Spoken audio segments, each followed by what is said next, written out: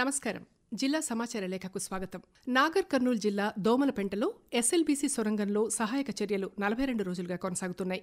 ఫిబ్రవరి 22న నల్గొండ జిల్లాకు సాగునీరు అందించేందుకు నిర్మిస్తున్న సొరంగం కూలిపోవడంతో 8 మంది కార్మికులు చిక్కుకుపోయిన సంగతి తెలిసిందే. వారిలో ఇప్పటివరకు 2 మృతదేహాలు మాత్రమే లభ్యమయ్యాయి. సొరంగంలో నీరు ఉబికి వస్తుండటంతో సహాయక చర్యలకు ఆటంకం కలుగుతోంది. శిథిలమైన టీబీఎం యంత్ర శిథిలాలను తొలగించడంతో పాటుగా బురద, మట్టిని తొలగించే కన్వేయర్ బెల్టును పునరుద్ధరించి సహాయక చర్యలను వేగవంతం చేశారు. ప్రత్యేక అధికారిగా నియమితులైన లోతేటి శివశంకర్ ప్రస్తుతం అక్కడి పరిస్థితిని పర్యవేక్షిస్తున్నారు. ఇప్పటివరకు గుర్తించిన కార్మికుల మృతదేహాలను వారి కుటుంబ సభ్యులకు అప్పగించడంతో పాటుగా 25 లక్షల రూపాయల చొప్పున ఆర్థిక సాయాన్ని అందించారు. జిల్లా కలెక్టర్ బాదావత్ సంతోష్ ఆధ్వర్యంలో వివిధ శాఖల అధికారులు సహాయక చర్యల్లో భాగమయ్యారు. ఈ నెల 2వ వారం నాటికి సహాయక చర్యలను ముగించాలని రాష్ట్ర ప్రభుత్వం భావిస్తోంది. జిల్లాలో 2.48 లక్షల మందికి సన్న బియ్యాన్ని ఈ నెల 1వ తేదీ నుంచి రేషన్ దుకాణాల ద్వారా ఉచితంగా పంపిణీ చేస్తున్నారు. జిల్లాలో 2,24,226 రేషన్ కార్డులున్నాయి. లబ్ధిదారులకు 4,946 మెట్రిక్ టన్నుల బియ్యాన్ని అందజేయనున్నారు.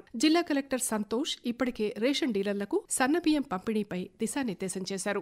జిల్లాలో ఇందిరమ్మ ఇండ్ల పథకానికి ఆర్వోలను గుర్తించి ఎంపిక చేసేందుకు అధికారులు కార్యాచరణ చేపట్టారు. నియోజకవర్గానికి 3,500 ఇండ్లను ప్రభుత్వం మంజూరు చేయనుంది. ఈ పథకానికి సుమారుగా 2,33,124 దరఖాస్తులొచ్చాయి.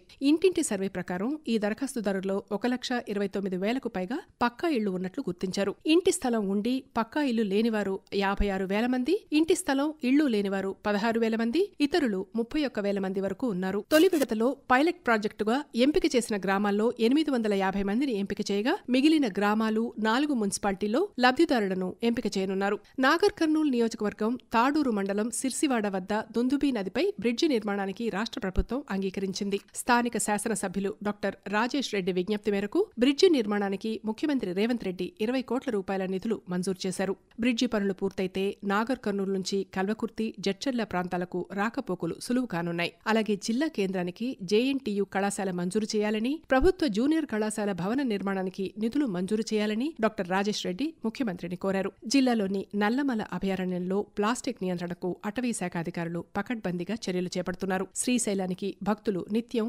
వాహనాల్లో ఈ అడవి గుండా ప్రయాణిస్తూ ఉంటారు. ఆ క్రమంలో ప్లాస్టిక్ ను అడవిలో పారవేస్తున్నారు. దీనివల్ల వన్యప్రాణుల ఆరోగ్యాలు దెబ్బతినే అవకాశం ఉండడంతో అటవీ ప్రాంతంలో 2 ఏళ్లుగా ప్లాస్టిక్ నిషేధం కొనసాగిస్తున్నారు. మన్ననూర్ చెక్పోస్ట్ వద్దే వాహనాలను ఆపి ప్లాస్టిక్ బాటిళ్లు, కవర్లను తీసివేస్తున్నారు. కేవలం 2 లీటర్లు ఆపై ఉన్న బాటిళ్లనే అనుమతిస్తున్నారు. దీనికోసం 18 మంది స్వచ్ఛంద సేవకులను నియమించారు. 1 నుంచి 9వ తరగతి విద్యార్థులకు ఏప్రిల్ 9 నుంచి 17 వరకు వార్షిక పరీక్షలు జరగనున్నాయి. జిల్లాలోని 638 ప్రాథమిక, 218 ప్రాథమికోన్నత, 236 ఉన్నత పాఠశాలల్లో 1,07,000 మందికి పైగా విద్యార్థులు ఈ పరీక్షలు రాయనున్నారు. దీనికి అవసరమైన అన్ని ఏర్పాట్లు చేసినట్లు జిల్లా విద్యాశాఖాధికారి రమేష్ తెలిపారు. అలాగే 10వ తరగతి పరీక్షా పత్రాల మూల్యాంకనం కోసం ఏర్పాట్లను పూర్తి చేశారు. ముఖ్యమంత్రి రేవంత్ రెడ్డి సొంతూరు కొండారెడ్డిపల్లిలో సౌర పలకలను ఏర్పాటు చేసే పనులు 90% పూర్తయ్యాయి. ఆ గ్రామానికి సౌర విద్యుత్ అందించేందుకు 7 కోట్ల రూపాయలు మంజూరయ్యాయి. గ్రామంలోని మొత్తం 499 గృహాలకు గాను